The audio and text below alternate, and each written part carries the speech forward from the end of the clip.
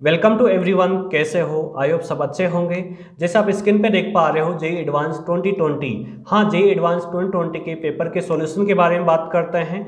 इस video lecture में आपके पास में पेपर 1 के क्वेश्चन नंबर 1 to 6 का डिटेल सॉल्यूशंस के बारे में बात की जाएगी। बट इस टाइम एक चीज़ ध्यान रखिएगा, आप अपने साथ में लेक्चर देखते टाइम पे पेपर रखिएगा। यदि आपके पास में पेपर नहीं है तो मैंने डिस्क्रिप्शन में पूरा पेपर अपलोड कर रखा है, वहां से आप क्वेश्चंस देख सकते हो। क्वेश्चन नंबर 1 के बारे में बात करते हैं। स्टूडेंट्स, आपके पास में एक फुटबॉल यहाँ गिवन है जिसका रेडियस केप्लार है और एक प्लांग पे रखी हुई है। यहाँ प्लांग में थोड़ा सा ही अंदर जा रखी है। यहाँ पर आपको इस स्मॉल आर केप्लार में रिलेशंस गिवन है कि small r is less than Kepler. आपको बोला जा रहा है प्लांग को यहाँ से ऊपर की ओर उठाया जा रहा है, तो थीटा का वो मैक्सिमम वैल्यू क्या होगा उस केस के लिए मोशन में आ जाए। Get it? यदि प्रेजेंट केस के लिए मैं एफबीडी बनाता हूँ तो देखिएगा आपके पास में ऐसे फुटबॉल रखा हुआ है, ऐसा प्लांग है यहाँ पर, यह आपके पास में एंगल थीटा गिवन है। यदि वेट की बात करें तो सर वेट ऐसे डाउनवर्ड डायरेक्शन में होगा इसका।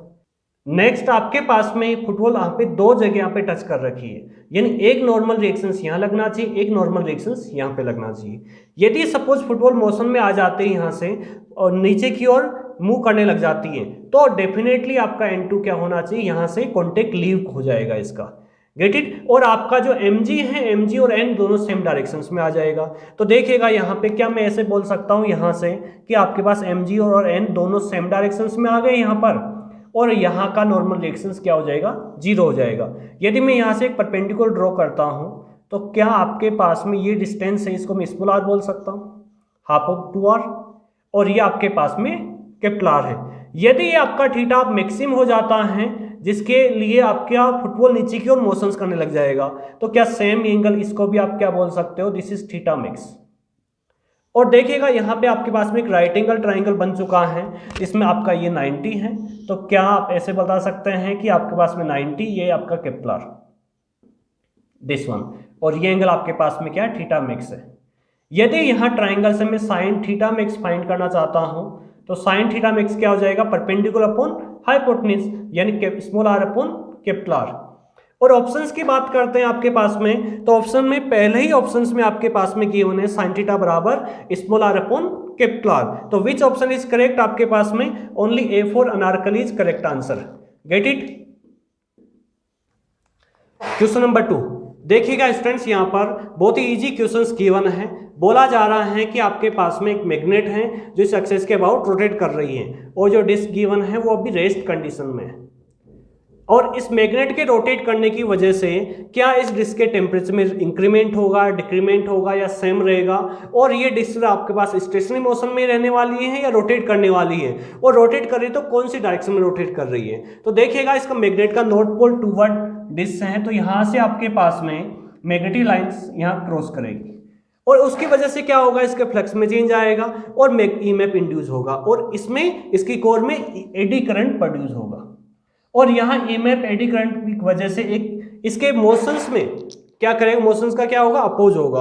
और दूसरा यहाँ ईएमएफ की वजह से एक आप फोर्स एक्शन रिएक्शन पेयर के फॉर्म में सेटअप हो जाएगा, यानी यहाँ जो एक्शन रिएक्शन पेयर सेटअप होगा सेम इस डायरेक्शन में ऐसे, यानी इसमें डेस्क है ऐसे रोटेट करने लग जाएगी। और आप देख रहे हो कि सेम आपके पास में जैसे मैग्नेट यहाँ रखा, मैग्नेट ऐसे रोटेट कर रहा है, सेम इसी डायरेक्शंस में डिस्क रोटेट कर रहा है, यानी डिस्क का रोटेशनल का डायरेक्शन से सेम किस डायरेक्शन में आया, मैग्नेट की डायरेक्शंस में आया है, और एडी करंट की वजह से इसका टेम्परेचर क्या हो जाएगा, राइज करेगा, क्योंकि हीट लॉस होगा उससे। तो आपने क्या देखा सर, डिस्क रोटेट करेगा in the direction of magnet और टेम्परेचर राइज करेगा। ऑप्शन देखिएगा तो ऑप्शन में आपके पास में बिफोर बसंती में गिवन है कि आपके पास में डिस्क रोटेट कर रहा है same in the magnet directions. Okay, और बस ओनली एक ही ऑप्शन सही रहेगा आपका, बिफोर बसंती। देखिएगा नेक्स्ट क्वेश्चन, क्वेश्चन नंबर 3। बेटे बहुत ही इजी क्वेश्चंस गिवन हैं। यहाँ पे एक रोलर गिवन है, इसके रोलर के एक्सेल से 1 मीटर स्केल्स कनेक्टेड है, 1 मीटर लेंथ इसका गिवन है। आपको बोला जा रहा है कि जब आपका ये जो रोलर यहाँ से 50 सेंटीमीटर आगे मोशंस कर जाता है तो इस स्केल की पोजीशंस क्या होगी। यहाँ जो इसका रोलर का एक्सेल है, इसका डायमीटर आपके पास में 10 सेंटीमीटर गिवन है, तो इसका जो रेडियस है आपके पास में 5 सेंटीमीटर हो जाएगा, और ये आउटर डायमीटर आपके पास में 20 सेंटीमीटर गिवन है, तो इसका आउटर रेडियस कितना हो जाएगा, 10 सेंटीमीटर। यानी सर दोनों के बीच में जो गैप आपके पास मिल रहा है 5 सेंटीमीटर, यानी जितना एक्सेल है उतना ही यहाँ पे गैप मिल रहा है। तो आपने क्या देखा, सेंटर ऑफ मास का स्पीड आपने v कंसिडर किया है।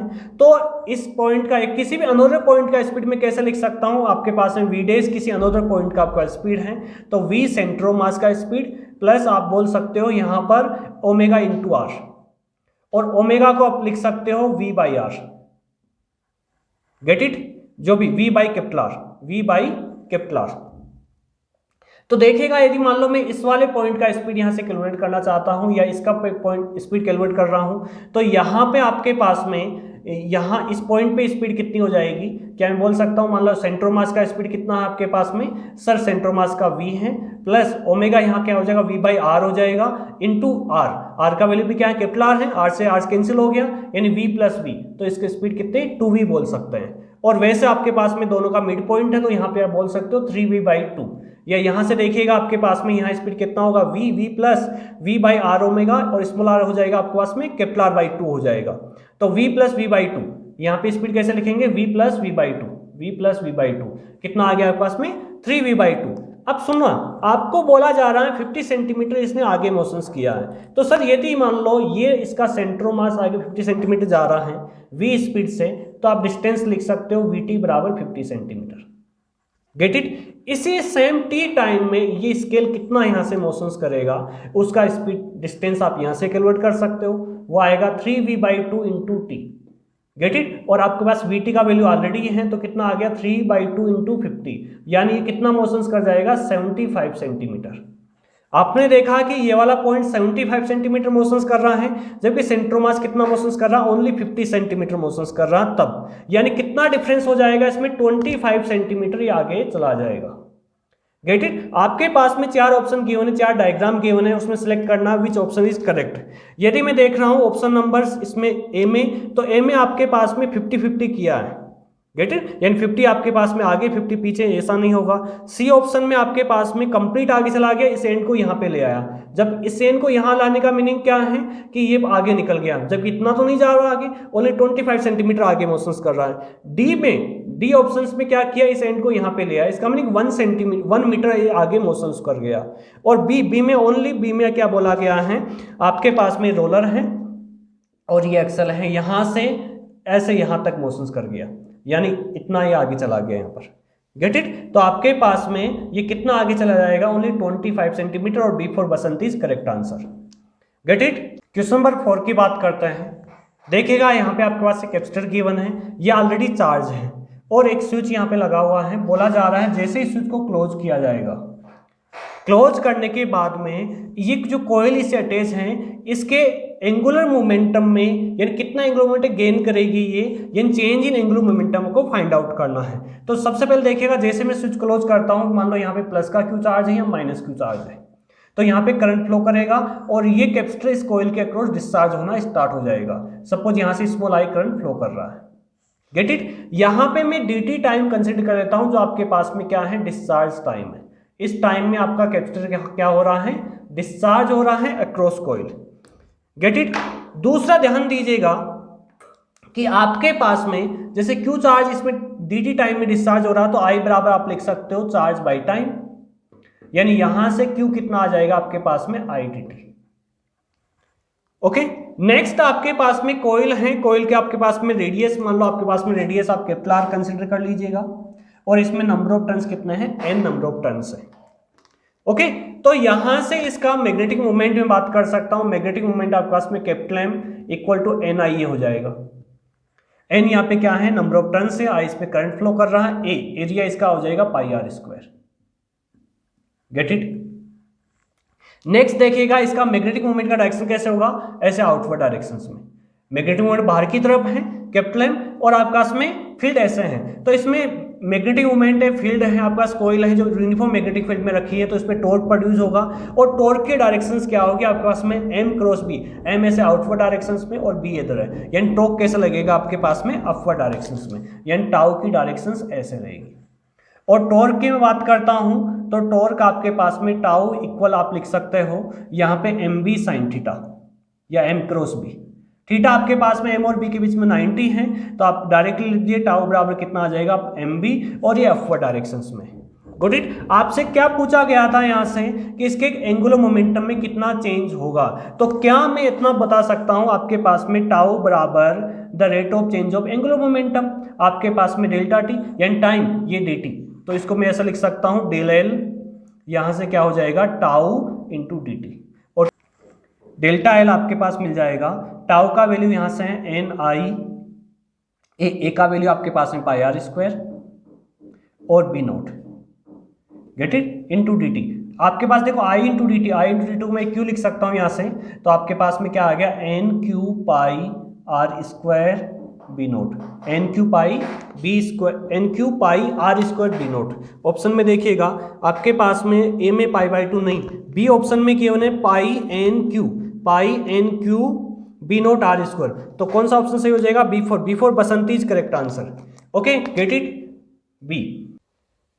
क्वेश्चन 5 के बारे में डिस्कस करते हैं। देखिए स्टूडेंट्स आपके पास में यहाँ से लाइट रे इंसिडेंट हो रही है, ग्लास सरफेस गिवन है और इधर भी एयर है इधर भी एयर है। आपके पास में जो ये वेवफ्रंट आ रहा है, ये वेवफ्रंट का शेप कैसे बनेगा, तो मैं बात करता हूँ यहाँ पर आपके पास में तीन टाइप में, तीन सेक्शंस में से डिवाइड कर सकता है। यदि मैं यहाँ की बात करता हूँ तो आपके पास में रे को ये क्या कर रहा है, कन्वर्ज कर रहा है, गेट इट। इस जगह रे को क्या कर रहा है, इसमें डाइवर्जन हो रहा है, और नेक्स्ट आपके पास में यहाँ पे रे क्या हो रही है, कन्वर्ज हो रही है। यानी आपके पास में यहाँ ऊपर और नीचे, टॉप और बॉटम पे यहाँ तो क्या होना चाहिए आपका कन्वर्जिंग शेप इसमें आना चाहिए, सही है। यहाँ पे शेप कैसा होना चाहिए, इसमें कन्वर्जिंग होना चाहिए यहाँ पर, जबकि यहाँ क्या होना चाहिए, डाइवर्जिंग होना चाहिए। सेम यहाँ पे क्या होना चाहिए, कन्वर्ज होना चाहिए, क्योंकि आपके पास में यहाँ पे कन्वर्ज हो रहा है यानी ऐसे रेज आ रही है, जबकि यहाँ पे क्या हो रहा है, इसमें डाइवर्ज हो रहा है, और सेम आपके पास में यहाँ पे कन्वर्ज हो रहा है। तो इसका शेप कैसे बनेगा, क्या इसका शेप ऐसे बन जाएगा आपके पास में, गेट इट, ठीक है। यदि मैं ऑप्शंस की बात करता हूं तो आपके पास में मैचिंग हो रहा है, आपके पास में A for Anarkali is correct answer. आपके पास में दोनों जो कन्वर्जिंग और यहाँ पे बीच में क्या हो गया, डाइवर्जिंग। Okay got it. देखो कितना इजी क्वेश्चन आपके पास में गिवन है। क्वेश्चन नंबर 6 की बात करते हैं, तो देखिएगा यहाँ पे आपके पास में एक यूट्यूब गिवन है और इसमें आपके पास में वाटर फिल कर रखा है, यानी वाटर आपके पास में डेंसिटी क्या होगी, 1000 kilogram per metre cube. Okay got it. और आपको बोला गया है इसमें जो वाटर फिल कर रखा है, इसमें आपके पास में जो इसका लेवल है हाइट का वाटर में, तो 0.29 मीटर आपके पास दोनों तरफ गिवन है। अब क्या किया गया है, इसमें केरोसिन ऑयल फिल किया गया है, और केरोसिन ऑयल मान लो यहां से इस वाली ट्यूब में केरोसिन ऑयल फिल किया है। केरोसिन ऑयल का आपके पास में इसमें जो विड्थ गिवन है 0.1 मीटर आपके पास में गिवन है, कि 0.1 मीटर का आपके पास में केरोसिन ऑयल फिल किया है। आफ्टर जैसे ही केरोसिन ऑयल फिल करता है आपको बोला गया है, और देखो केरोसिन ऑयल फिल करो क्या होगा, यहाँ से थोड़ा हल्का सा नीचे आएगा और यहाँ से लेवल राइज करेगा। तो आपके पास में जैसे केरोसिन ऑयल फिल होता है, केरोसिन ऑयल के बाद में सिचुएशंस क्या बन जाती है, मैं अलग से रीड्रॉ करता हूँ यहाँ पर। आफ्टर केरोसिन ऑयल जहां जिस स्लैब में आफ्टर केरोसिन ऑयल यहां से स्टार्ट होता है, मान लो इतना आपके पास में केरोसिन ऑयल है और ये रेस्ट ऑफ क्या है, वाटर है, और इधर आपके पास में हाइट इसने की हो ना h1, टोटल हाइट क्या होगी h1, और इस साइड आपके पास में हाइट कितना है, h2 है। यहां सेंटर पॉइंट से मेजरमेंट हो रहा है h2, गेट इट। आपको पूछा गया है कि सर h1/h2 का रेशियो क्या होगा, दोनों तरफ जो हाइट है, हाइट का h1/h2 का रेशियो क्या होगा। केरोसिन ऑयल की जो डेंसिटी आपको गिवन है 800 किलोग्राम पर मीटर क्यूब, ठीक है। तो सिंपल सा आपको पास्कल इक्वेशंस लिखना है। आपके पास में आपका देखो यहाँ इस ए पॉइंट और बी पॉइंट पे प्रेशर क्या होगा, इक्वल होगा। ए पॉइंट पे प्रेशर कौन लगाएगा, केरोसिन प्लस वाटर लगाएगा। केरोसिन का विड्थ आपके पास में गिवन है 0.1, ये 0.1 गिवन है, और सपोज आपके पास में वाटर का लेवल यहाँ से स्मॉल एक्स नीचे आ जाता है, तो डेफिनेटली यहाँ से क्या होगा, स्मॉल एक्स राइज करेगा। तो आपके पास में यहाँ वाटर का लेवल कितना बचेगा, 0.29 माइनस स्मॉल एक्स, जबकि यहाँ पे क्या हो जाएगा, आपके पास कितना राइज कर जाएगा, 0.29 प्लस का स्मॉल एक्स हो जाएगा, गेट इट। तो देखो आपके पास में बी पॉइंट, यहाँ बी पॉइंट पे प्रेशर कितना आएगा सर, रो जी एच, रो किसकी वजह से, ओनली वाटर का, हाइट आपका h2, सही है। जबकि ए पॉइंट पे जो प्रेशर आएगा आपका वाटर प्लस केरोसिन आएगा, यानी रो के और जी एच, एच कितना केरोसिन का 0.1 प्लस आपका वाटर की वजह से G इंटू एच, एच कितना आपके पास है वाटर की वजह से जो 0.29 माइनस स्मॉल एक्स है, दोनों को बराबर कर दीजिएगा। तो देखो यहाँ से कितना आ जाएगा आपके पास में, केरोसिन का है 800, जी का वैल्यू जी रख रहा हूँ मैं, एच के कितना 0.1 है, वाटर का आपको डेंसिटी 1000 है, जी को जी रखिएगा कैंसिल हो जाएगा वो, और आपके पास में वाटर का हाइट कितना गिवन है 0.29 माइनस स्मॉल एक्स। इसको इक्वेट कीजिए, इसका 1000 इंटू जी, आपके पास में ये हाइट कितना आएगा 0.29 प्लस का स्मॉल एक्स। तो देखिएगा यहाँ से एक तो जी पूरा कंप्लीट कैंसिल हो रहा है, जी यहाँ से पूरा कंप्लीट कैंसिल हो गया। दूसरा यहाँ देखो 20 यहाँ से, यहाँ इसमें से और इसमें से कैंसिल हो रहा है, यहाँ से ओनली 8 बचेगा तो कितना आ जाएगा 0.8, और यहाँ पे 10 को इससे मल्टीप्लाई करो तो आपके पास में 2.9 और माइनस का 10x, इधर आपके पास में बचेगा ये सेम 2.9 और ये प्लस का 10x।